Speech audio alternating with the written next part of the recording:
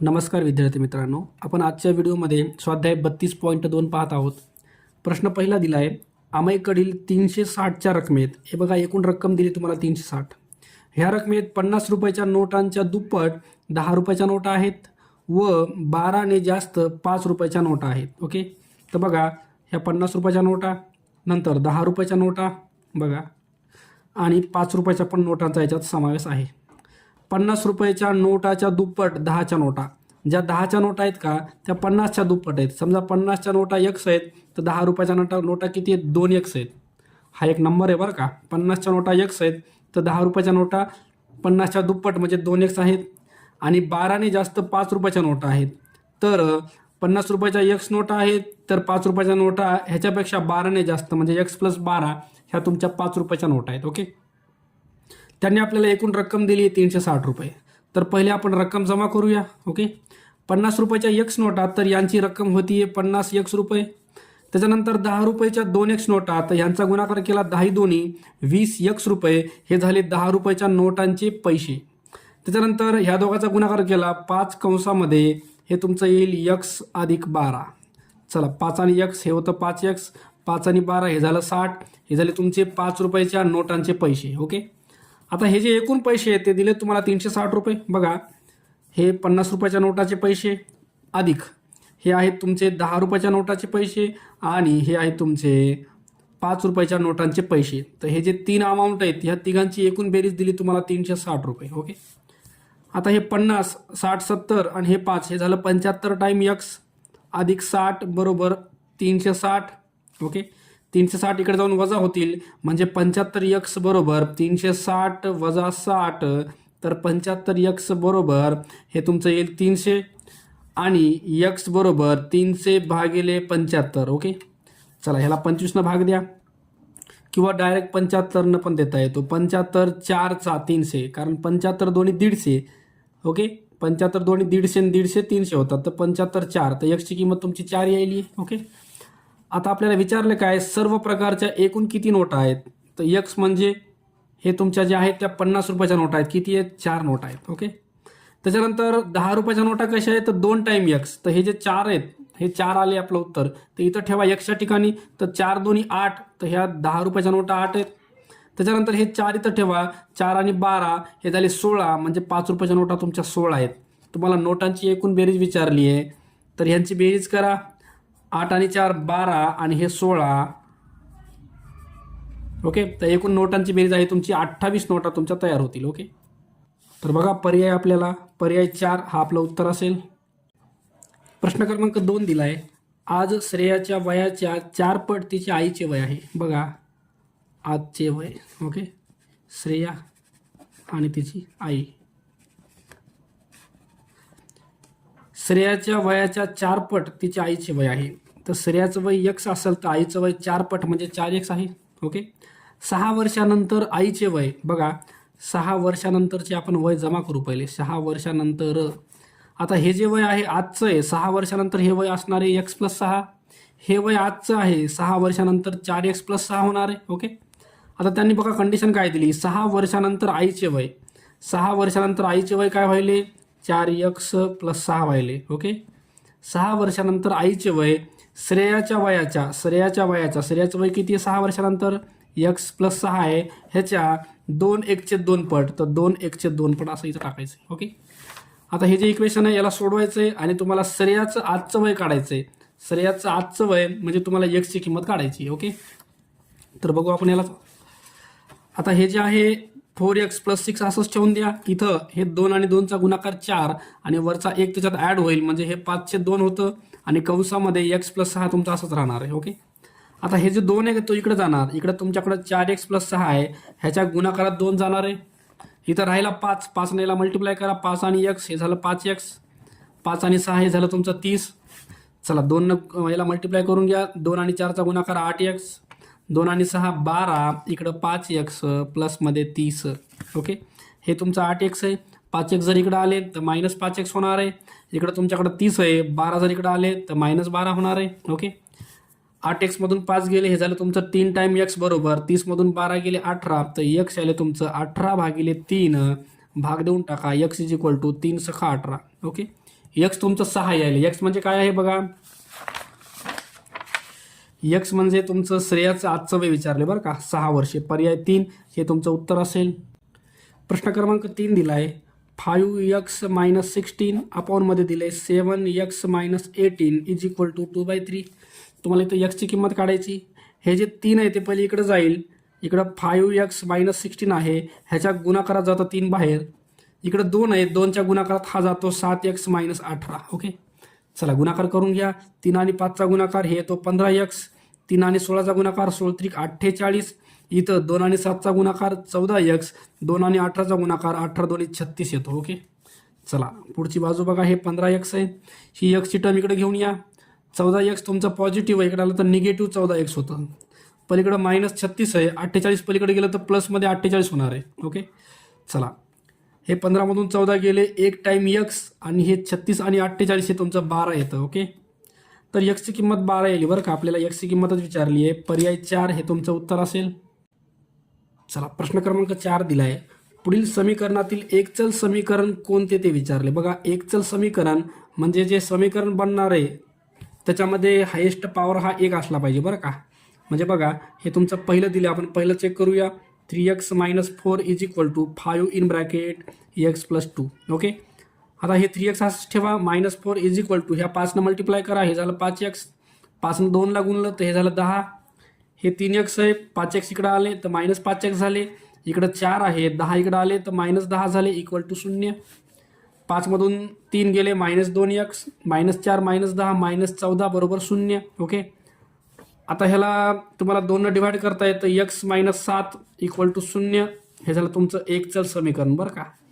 तर पहिला जो पर्याय आहे तो योग्य आहे, कारण हे एकचल समीकरण तयार होत आहे.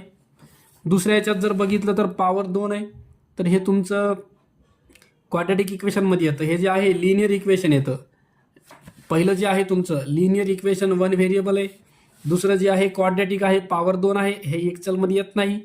ह्याच्यामध्ये सुद्धा x आणि x चा जर गुणाकार केला तर हे काय होणार आहे, x² होणार आहे, प्लसमध्ये x आणि 7चा गुणाकार हा तुमचा 7x होतो. ओके, त्याच्यानंतर इकडची बाजू जर बघितली 3 आणि x हे तुमचं 3x होतं, आणि 3 आणि 1 हे तुमचं प्लसमध्ये 3 होतं. हे जर ब्रॅकेट तुम्ही पूर्ण सॉल्व केला तर ही x² टर्म तुमची अशीच राहणार आहे. म्हणजे हे तुमचं क्वाड्रॅटिक इक्वेशनमध्ये चाललं आहे बरं का. तर हा पण पर्याय नाही आहे आपला. ओके, तुम्हाला इक्वेशन कसं बनलं पाहिजे, ज्या इक्वेशनचा पॉवर काहीच नाही म्हणजे 1 असतो त्याला एकचल समीकरण म्हणतात. ओके, आता हा जो बघितला आपण चौथा पर्याय सुद्धा बघू एकदा आपण. तुम्हाला दिले x/2 इक्वल टू 7/x - 5. हे x आहे, त्याच्या गुणाकारात जातं तुमचं x - 5, हे 2 जातं 7च्या मल्टिपलमध्ये. ओके, x आणि x वर्ग, x आणि 5, 5x, 7 आणि 2 झालं 14. हे x वर्ग -5x, हे 14 इकडे आलं तर -14 होते. म्हणजे हे सुद्धा तुमचं कसं आहे, पॉवर 2 यायला आहे. पॉवर 2 म्हणजे एकचल येत नाही बरं का. हे तुमचं क्वाड्रॅटिक इक्वेशन चालले, क्वाड्रॅटिक. तर एकचल इक्वेशन कोणतं आहे, पर्याय पहिला आहे तुमचं एकचल इक्वेशन आहे, कारण त्याच्याकडं जे व्हेरिएबल आहे, ओके, ह्याचा जो पॉवर आहे हा 1 यायला बरं का. तर पर्याय 1 हे तुमचं एकचल समीकरण आहे याच्यात. प्रश्न क्रमांक 5 दिला आहे 2 क्रमागत ऋण संख्यांची बेरीज -45 आहे, त्यातील मोठी संख्या कोणती. ओके, बघा 2 क्रमागत ऋण संख्या आहेत, ऋण संख्या.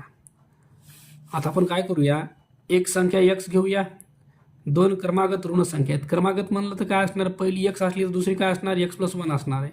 ह्या 2 संख्या आहेत, कळलं. दोन्ही संख्या ऋण आहेत, त्यांच्याकडे मायनस साईन टाकून देऊ आपण.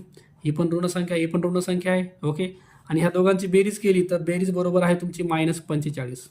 ह्याला सोडू आपण, -x -2x झालं, एक पलीकडे चाललंय तुमचं, एक जाऊन पलीकडं -1 व्हायले, म्हणजे -2x बरोबर हे झालं -46, आणि x बरोबर -46 भागिले -2 खाली गेलं, 2 भाग द्या तर x यायला तुमचं 23. ओके, x यायला तुमचं 23. ओके, बघा ही तुमची x म्हणजे पहिली संख्या जी आहे तुमची ती -23 आहे, आणि दुसरी संख्या -23 आणि हा तुमचा 1 हे ॲड होणार आहे बरं का. समजा -23 आणि हा 1, तर ही तुमची संख्या असणार आहे मायनसमध्ये. बघा -23 + 1 केलं तर हे तुमचं -22 येतं. ओके, तर ही एक संख्या आहे आणि ही एक, याच्यात मोठी संख्या तुमची -22 आहे बरं का.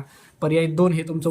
प्रश्न क्रमांक 6 दिला आहे माझ्या आजीचे वय माझ्या बहिणीच्या वयाच्या तिप्पट आहे. बघा हे माझे वय आहे, त्याच्यानंतर याच्यात बहीण आहे आणि आजी आहे. ओके, 3 व्यक्ती आहेत. माझ्या आजीचे वय बहिणीच्या वयाच्या तिप्पट आहे. समजा बहिणीचं वय x वर्ष असेल तर आजीचं वय 3x असेल. नंतर मी माझ्या बहिणीपेक्षा 4 वर्षांनी लहान आहे. म्हणजे माझं वय जे आहे ते बहिणीपेक्षा 4 वर्षांनं लहान म्हणजे x वजा 4 असेल. त्याच्यानंतर माझ्या भावापेक्षा 2 वर्षांनी मोठा आहे. ओके, आता माझं जे वय आहे ते किती मिळालं x - 4 आहे. ते माझ्या भावापेक्षा 2 वर्षांनं मोठं आहे. ओके, आता भावाचं वय किती आहे? भावाचं वय 15 आहे. भावाचे वय 15 असल्यास आजीचे वय किती आपल्याला विचारले. ओके, आता बघा हे जे माझं वय आहे ते सध्या किती आले? सध्या आले x - 4. ओके, आता हे जे x - 4 हे वय जे आहे माझ्या भावापेक्षा 2 वर्षांनी मोठं आहे. माझ्या भावाचं वय 15 असेल तर हे जे वय आहे हे बरोबर आहे x - 4 बरोबर आहे 15 मध्ये 2 वर्ष टाका तर 17 आहे. ओके, त्याच्यानंतर आता x ची किंमत काढायची आहे. हे 4 पलीकडे जाईल, 17 मध्ये 4 ॲड होईल तुमचं 17 + 4 तर x तुमचं हे वर्ष यायले 17 आणि 4 21. ओके, तर x हे 21 यायले. x म्हणजे कोण आहे? हे बहिणीचं वय यायले 21 वर्ष. ही तुमची 21 किंमत आहे बहिणीच्या वयाची. आजीचं वय विचारलंय तर 3 टाइम x तर 3 गुणिले 21 करा. 3 × 1 = 3, 3 × 2 = 6 तर आजीचं वय यायले तुमचं 63 वर्ष. ओके, 63 वर्ष हे उत्तर असेल. प्रश्न क्रमांक 7 दिला आहे. एका संख्येची 7 पट 21 आहे. बघा एक संख्या आहे x, ह्याची 7 पट म्हणजे 7 गुणिले x आणि ह्याची 7 पट जी आहे त्याचं उत्तर दिलं तुम्हाला 21 तर 21 आहे. ओके, तर हे विधान पुढीलपैकी कोणत्या प्रकारे लिहितात? तर याचं उत्तर तुम्हाला डायरेक्ट लिहिता येईल 7x 21 पर्याय एकच हे उत्तर आहे तुमचं पहिलंच. प्रश्न क्रमांक 8 दिला आहे. 20 वर्षानंतर राहुल व शार्दूल यांच्या वयाची बेरीज x वर्ष होईल. बघा 20 वर्षानंतर वयाची बेरीज बरं का, वयांची बेरीज म्हणले म्हणजे दोघं जण आहेत, दोघांच्या वयाची बेरीज तुमची 20 वर्षानंतर x एवढा व्हायली. ओके, हा एक नंबर आहे तुमचा. 20 वर्षानंतर वयाची बेरीज x व्हायली. तर आता आपण आजची वय काढू. आजची वयाची बेरीज बघा हे 20 वर्षानंतरच्या वयाची बेरीज आहे. त्याच्यामधून तुम्हाला आजचं काढायचं आहे म्हणजे याच्यामधून तुम्हाला 20 वर्ष मायनस करायचे, ते पण 2 वेळेस, कारण 2 पर्सन आहेत म्हणून तुम्हाला 20 आणि 20 याच्यातून 40 वजा करायचे. हे तुमचं आजचं वय झालं आजचं. ओके, आता आजचं वय मिळाले. आता तुम्हाला विचारले काय त्यांनी 5 वर्षापूर्वी, आता पुन्हा 5 वर्षापूर्वी जायचंय. 5 वर्षापूर्वीचं वय वयाची 5 वर्षापूर्वी वयाची बेरीज विचारले. ओके, तर हे आजचं जे वय आहे x - 40 आहे. आजच्या वयाची बेरीज x - 40 आहे. ह्याच्यामधून पुन्हा 5 वर्ष तुम्हाला मागं जायचं आहे तर दोघांचे मिळून 10 वर्ष मागं जायचं आहे म्हणजे उत्तर यायले x - 50. ओके, हे तुमचं 5 वर्षापूर्वीचं दोघांच्या वयाची बेरीज असेल x - 50 वर्ष. पर्याय बघू आपण. पर्याय 1 उत्तर दिले तुम्हाला. प्रश्न क्रमांक 9 दिला आहे. 1/3 ब्रॅकेट 3x + 12 = 4x - 5 तर x ची किंमत तुम्हाला विचारली आहे. आता इथं काय करायचं बघा, हा जो 3 आहे का तो 3 इकडे जाईल कारण हा तुमचा भागाकारात आहे, इकडे गेला तर गुणाकारात जाईल. इकडे राहिलं तुमच्याकडे 3x प्लसमध्ये 12 कारण 1 न गुणलं याला 3 × 1 = 3x आणि 12च राहणार आहे = हे 3 इकडे चाललं आहे. इकडे आहे तुमच्याकडे 4x मायनस गुणाकार करून घ्या. हे 3x + 12 असंच राहतील. इथं 3 आणि 4 हे झाले 12x आणि 3 आणि 5 हे झाले 15 तुमचे. ओके, चला आता काय करू आपण, हे 12x जे आहे मोठा अंक इकडेच राहू देऊ. हा छोटा अंक 3x इकडे घेऊन येऊ. हा -3x होईल. इकडे आहे तुमच्याकडे 12, हे 15 जर इकडे आले तर हे मायनसचे +15 होतील. 12 आणि 15 हे झाले तुमचे 27. इथं 12 मधून 3 गेले, हे येईल 9x आणि 27 भागिले 9 बरोबर x. 9 भाग द्या, 9 त्रिक 27 तर x ची किंमत आली तुमची 3. ओके, बघू पर्याय 1 हे उत्तर असेल. प्रश्न क्रमांक 10 दिले. प्रज्ञाकडे जेवढी 2 रुपयाची नाणी आहेत, बघा 2 रुपयाची नाणी. ओके, 2 रुपयाची नाणी एकूण आहे समजा x, तेवढीच 5 रुपयाची नाणी आहेत. बघा 5 रुपयाची नाणी ही तुमची नाण्यांची संख्या आहे. 2 रुपयाची नाणी x आहेत, 5 रुपयाची नाणी पण x आहेत. 196 आहेत तर तिच्याकडे असणाऱ्या 5 रुपयाच्या नाण्यांची संख्या किती? बघा एकूण किंमत कशी बनवायची आहे. 2 रुपयाची x नाणी तर यांचे पैसे व्हायले 2x रुपये एकूण पैसे. इथं 5 रुपयाची x नाणी तर यांचे पैसे व्हायले एकूण 5x रुपये. ओके, आता हे 2x रुपये प्लस हे झाले तुमचे 2 रुपयाच्या नाण्यांची बेरीज, सगळे रुपये याच्यामध्ये 2x रुपये झाले. इथं 5 रुपयाची x नाणेप्रमाणे 5x रुपये झाले आणि ही सगळी जी अमाऊंट आहे ती बरोबर आहे 196. चला 5 आणि 2 हे झाले 7x बरोबर 196 आणि x बरोबर 196 भागिले 7 खाली जाईल तुमचं. 7 दोन्ही 14 उरले 5, 7 8 56 तर x आले तुमचं 28. ओके, तर x म्हणजे काय, 2 रुपयाची नाणी किती आहेत, 28 आहेत. तसेच तुम्हाला 5 रुपयाची नाणी विचारली तर 5 रुपयाच्या नाण्याची संख्या सुद्धा किती आहे, 28च आहे बरं का. तुम्हाला फक्त 5 रुपयाच्या नाण्याची संख्या विचारली तर पर्याय 1 तुमचं उत्तर असेल. प्रश्न क्रमांक 11 दिला आहे. 3x प्लसमध्ये 2 खाली दिले 6 प्लस 2x अपॉन 3 प्लसमध्ये x plus 1 upon 2 is equal to 5. Okay, तर हे जे सगळे अपूर्णांक आहेत यांना सोडवण्यासाठी यांचा छेद सारखा पाहिजे बरं का. इथं 6 आहे, याला 6 आणि याला 6 करता येतं. ह्याला 6 करण्यासाठी तुम्हाला इथं 2 न गुणायचे वर आणि खाली. ह्याला 6 करायचं तर तुम्हाला 3 न गुणावं लागेल. 3 न गुणलं तर वर जे आहे x प्लस 1 याला पण तुम्हाला 3 न गुणावं लागणार आहे. चला गुणाकार करून घेऊ. हे अशाला असंच राहणार आहे.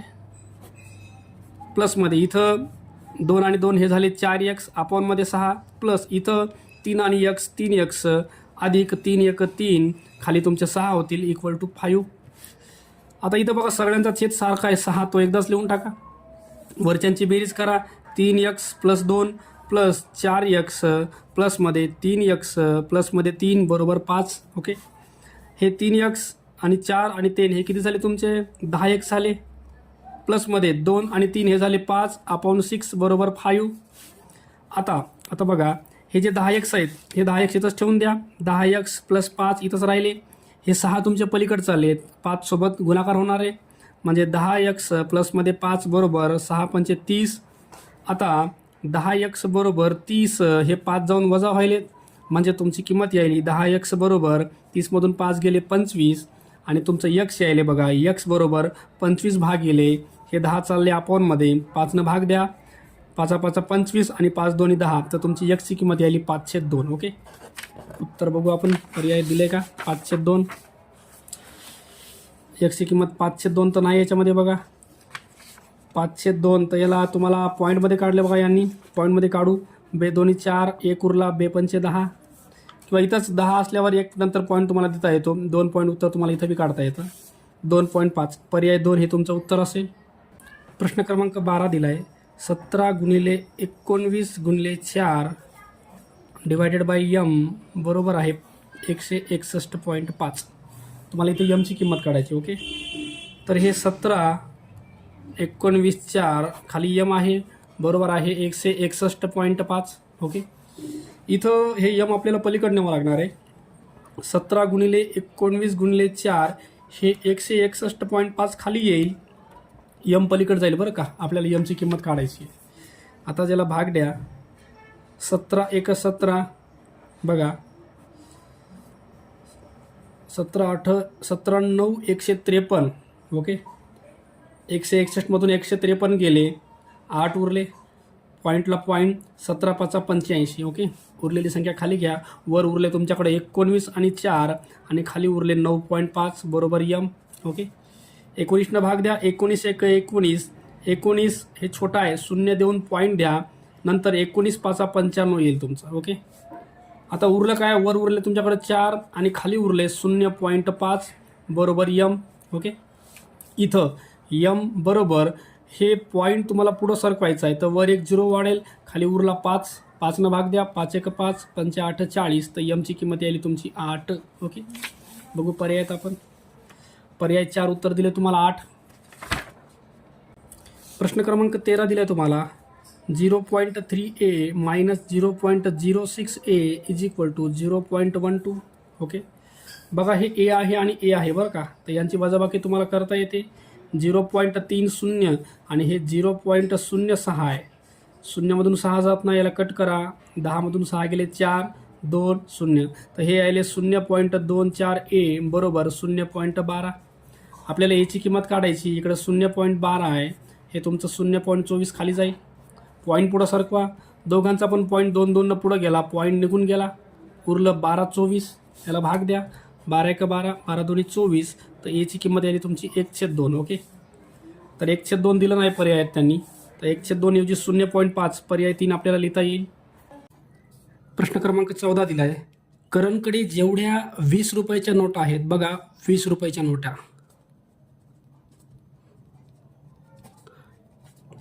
20 रुपयाच्या नोटाची संख्या आपण x पकडली आहे. ओके, तेवढ्याच 50 रुपयाच्या नोटा आहेत, तर 50 रुपयाच्या नोटाची संख्या ही पण आहे x. ओके, त्याच्याकडे एकूण 4,900 रुपये आहेत, तर त्याच्याकडे असलेल्या एकूण नोटांची संख्या किती विचारले. ओके, तर बघा हे जे 20 रुपयाच्या x नोटा म्हणजे याचे पैसे जर बघितले तर 20 गुणिले x हे होतात 20x रुपये.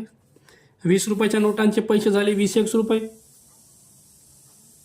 त्याचप्रमाणे 50 रुपयाच्या x नोट आहेत, तर यांच्या 50 रुपयाच्या नोटाचे पैसे झाले 50x रुपये. ओके, आणि सगळी जी रक्कम आहे ती दिली आपल्याला 4,900 रुपये. ओके, तर हे 20x रुपये अधिक 50x रुपये आणि सगळी रक्कम आहे त्यांची 4,900 रुपये. चला यांची बेरीज करू. 50 आणि 20 70x बरोबर 49 डबल 0 म्हणजे x बरोबर 49 डबल 0. 70 जाईल तुमचे भागाकारात, 0 0 कटले, 7 भाग द्या, 7 1 7, 7 7 49 आणि हे 0, तर x ची किंमत आली तुमची 70. ओके, तर x म्हणजे 70 आलं. तर 20 रुपयाच्या नोटाची संख्या किती आहे, x म्हणजे 70. तसंच 50 रुपयाच्या नोटाची संख्या पण किती आहे, x आहे म्हणजे 70. तर एकूण नोटा विचारल्यात, तर 70 आणि 70 यांची बेरीज करा, एकूण नोटाची संख्या येईल तुमची 140. ओके, तर पर्याय क्रमांक 4 हे तुमचं उत्तर असेल.